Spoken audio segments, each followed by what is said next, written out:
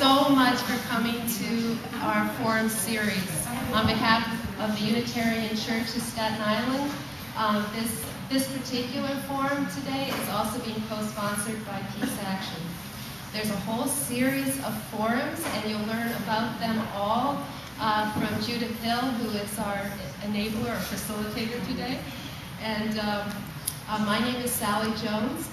Our guest today is Hesham El-Maliki. He is an activist on Staten Island. He lives in New Springville.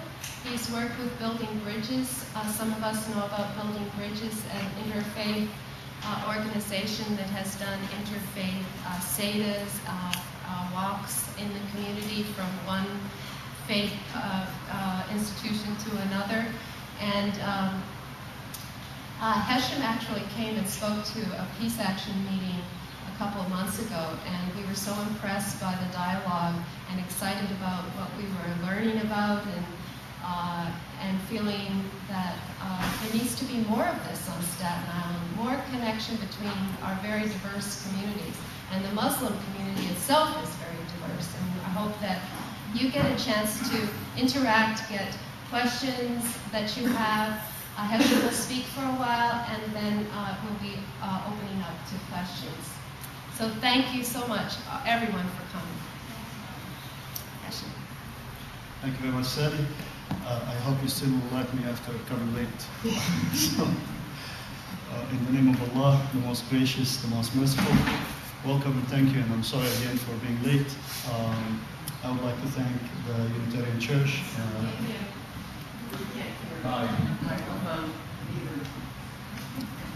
I would like to thank the Unitarian Church, Pastor Reverend Susan Carlson and the congregation. I would like to thank Peace Action of Staten Island, especially Sally, who worked tirelessly with me in coordinating this and preparing, and also John Bostrom, who did the flyer for this. And of course, thank you for showing up in this weather and everything else. Okay. Muslims, being Muslim on Staten Island. Who are the Muslims on Staten Island? They are just a copy or a portion of Muslims everywhere in the world. On Staten Island, we have Muslims who are native, born Staten Islanders. We have African American, we have Caucasian, and we have immigrants from almost everywhere in the world. I was born in Cairo, Egypt. Many other Arabs. You have Pakistani, Indians, Indonesians, every place in the world. Of course, there is a big Albanian community on Staten Island, Muslims also. So you have Muslims representing the whole world living right here on Staten Island. We have 5 mosques, and I have pictures of these mosques because I'm not sure if anybody has seen the mosque from outside or even inside. So first, let me give you a brief introduction.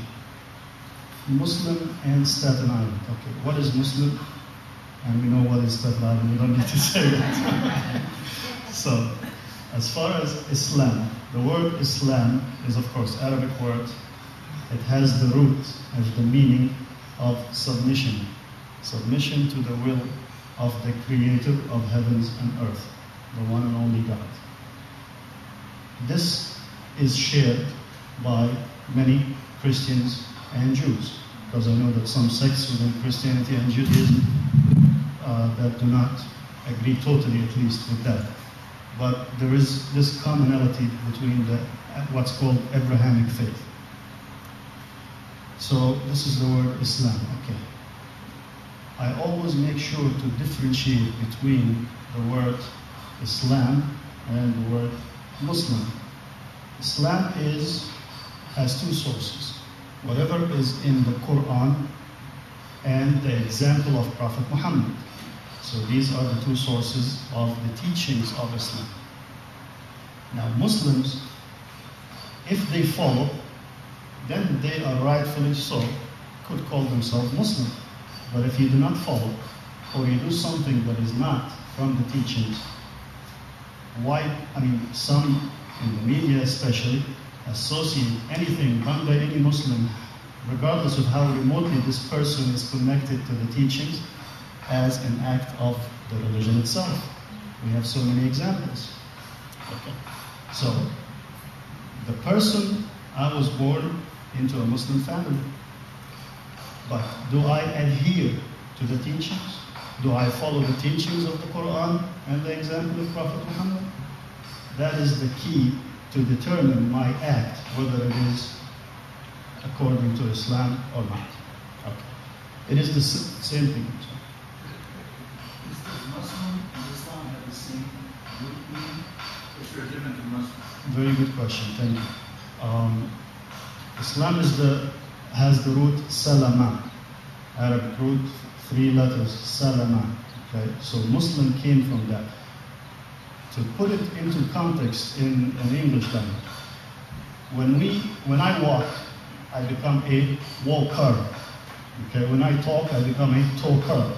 In Arabic, it's reversed, but I'll give you the example first. So Islam would be what? Islam Arab. Okay, but it's not like that. We have a prefix, which is a mu. So it's Muslim rather than Islam. Okay. So the Quran revealed through the Archangel Gabriel directly from God to Prophet Muhammad, may peace be upon them all prophets and messengers, more than 1400 years ago. Prophet Muhammad was not, he was illiterate. He did not read or write from birth till death. Some people claimed during his time that he's a magician, he made it up, he's a poet, and they gave him all the names. But he was never a poet, he was never taught how to read and write, and he remained illiterate until he passed away at the age of 63 years old. So, if you look at the words of the Quran, it's in Arabic, the original is in Arabic, and it is so powerful literally, that it cannot be translated directly into any other language. You need to translate the meanings, because no language could carry this meaning directly found in the Quran itself. Even the Arabs in the Arab Peninsula, during the time of Prophet Muhammad, when the Quran was revealed, they had an annual contest of poetry in the city or the village of Mecca. Okay. So every year they had this contest, and they used to post the winner's poet on the walls of the Kaaba, the black cube which Muslims now pray towards. Okay. So when the Quran was revealed, and Prophet Muhammad came to them and told them, okay, I was sent with the message, the Archangel Gabriel came to me and gave me the Quran stuff. They were amazed with the language, because they were the best, and they had this is like the Super Bowl for them, okay, this annual contest. Okay.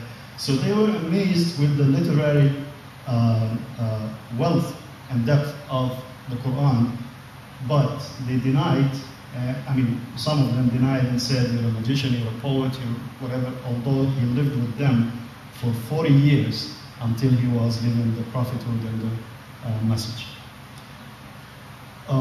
Now, the second part of the Islamic legislation or code is the example of Prophet Muhammad. We have what is called hadith. Hadith literally means a saying. Okay? So whatever the Prophet said, and in context, whatever he said, did, or did not forbid when he knew it was happening. So the example of Prophet Muhammad in total is what is known as the Sunnah, example of.